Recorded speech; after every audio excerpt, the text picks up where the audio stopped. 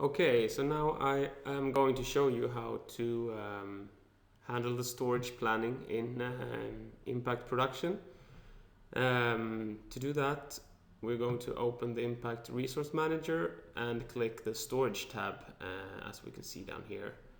And the element that show up here is the one that is produced in the system but not yet delivered. So these 8 sandwich walls, they are produced in Impact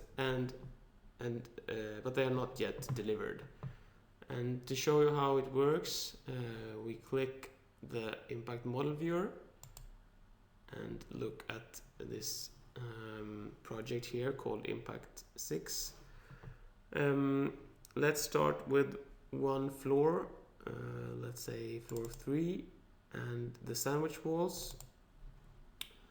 We can also click the color here showing the status, and they're all white as we can see here, which indicates that no planning is made yet. So what we're going to do now is to plan some of these walls, and we're going to produce them to see that they show up in the storage. Down here is the tables in the factory called iFactory and the division number 1, Hall 1 in Swedish. And it's all empty, so let's just select some walls and auto plan them using all tables. Start. And the walls show up here in iFactory on the 12th of January. And if we look at the calendar, they will show up here as planned on the 12th, on Tuesday. We select them all, right click, set status, and say that when they're produced, we click here. And let's refresh so we can see it in the model as well. And they are now green.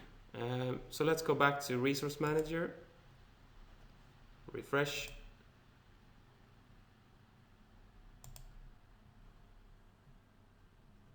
Let's look at the filter. Okay, 16th. That's why. We go back to the 12th.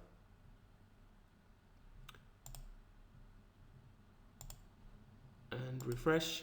And there they are. So now we see the walls show up here in iFactory and with the status 40. We also have the option to set the location if we know exactly where we put them out on the storage. So you're able to set this in the settings tab out here. Let me show you how it works. For now in iFactory we have storage number 1, 2 and 3. It's possible to choose how many as you like here. As you can see, I can add as many as I want. But in this case we just have 3 of them. Back to storage tab. And let's say that the first one called SW1 with ID 116 is that we know it's out on storage number 2. So just click here and storage number 2, save changes, and it's now saved in the database. It also updates the status to status 50 in this case. So that's the storage planning in general in Impact.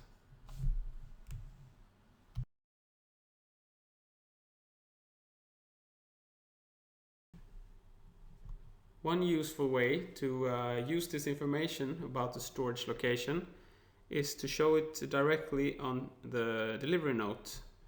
In this case, the driver knows exactly where to find the elements when he's loading his truck. So let me just demonstrate. Choose some elements and create some new transports. Okay. right click the transport you want to print the delivery note for, click transport planning, and choose the predefined delivery note that you want to print. And we will now show it will now show up in Excel. In this case, my delivery note looks like this, and as you can see here, the storage location which is saved in database will show up on the delivery note.